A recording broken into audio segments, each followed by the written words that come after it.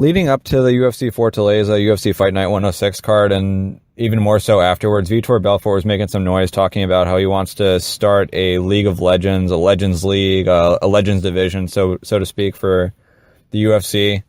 A way for older fighters to continue fighting even after they're out of their prime. He was saying that at his age, it's really tough to fight for 5 rounds, to deal with, preparing for a 25-minute fight, having the 60-second rests.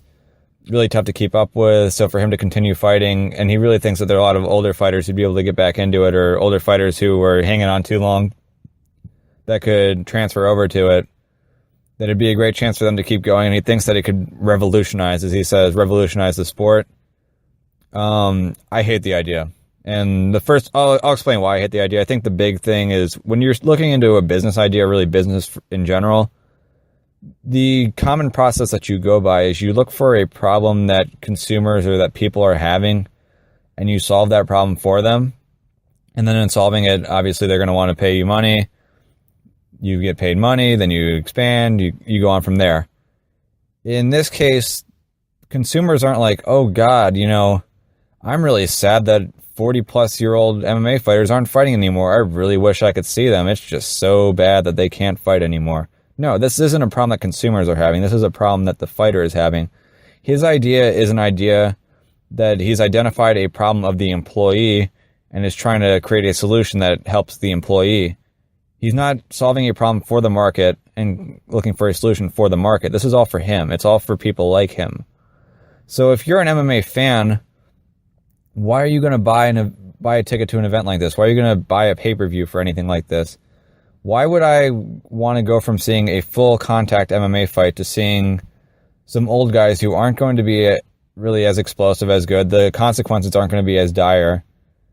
And just watch that fight just because they used to have a name or had a name that was big. I mean, sure, there's a nostalgic effect to it, but I feel like a grappling match between Tito Ortiz and Chuck Liddell at Metamoris or at EBI now would be just as interesting to me as an old man's MMA fight under Vitor's rules. Now, if you're looking at Vitor's rules, here are the things that he had talked about. So there would be no elbows or knees. The rounds would be 3 minutes. There would be 30 seconds on the ground before they go to standing, which really doesn't make sense to me because you'd figure that at the older age, the grappling exchanges would probably be the best part of it. And plus, a lot of these older guys have taken a lot of brain damage in the past. You'd probably rather see them grapple, to be quite honest, than see them hitting each other with their bigger gloves. And then also 90-second breaks between rounds instead of the 3 minutes. So again, longer breaks for fans, which, again, you're looking for a solution for the athlete, not for the fan, not for the consumer. These rules, not only is it the combatants wouldn't be as good as regular UFC, but now you're saying that the rule set wouldn't even be as exciting.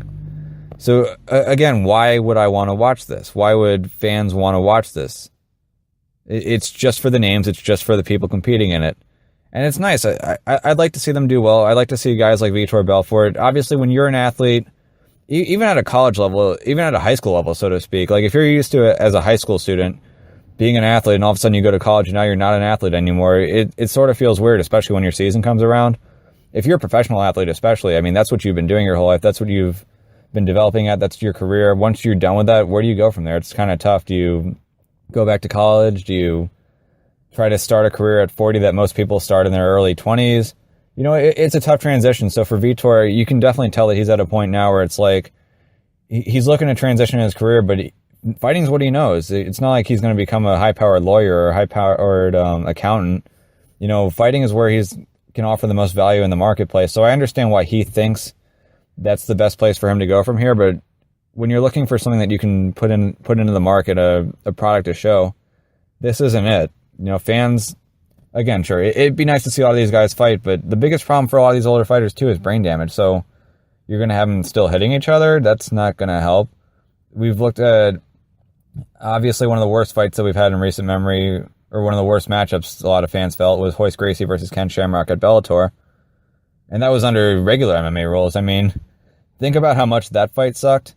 But then make the rules even worse and even more slowed down. Give them bigger gloves, Make sure they can't grapple for more than 30 seconds. That's not interesting. It's not going to make for good fights. And after a little while, people are going to realize, oh, these fights kind of suck. Yeah, it's cool to still see my old childhood hero still fighting, but the fight sucks. And now you almost feel worse about him. it's almost better when you have a great fighter retire on top and you think of them as that for all of eternity, as opposed to them fighting again afterwards and just looking really bad. Like, could you imagine if Michael Jordan decided to come back into the NBA today, or came back into some Legends League and was really slow, or was getting crossed up and missing a bunch of shots and his jumper went away? You know, that would kind of affect how you think of Michael Jordan, even though it's not really a fair way to think about it.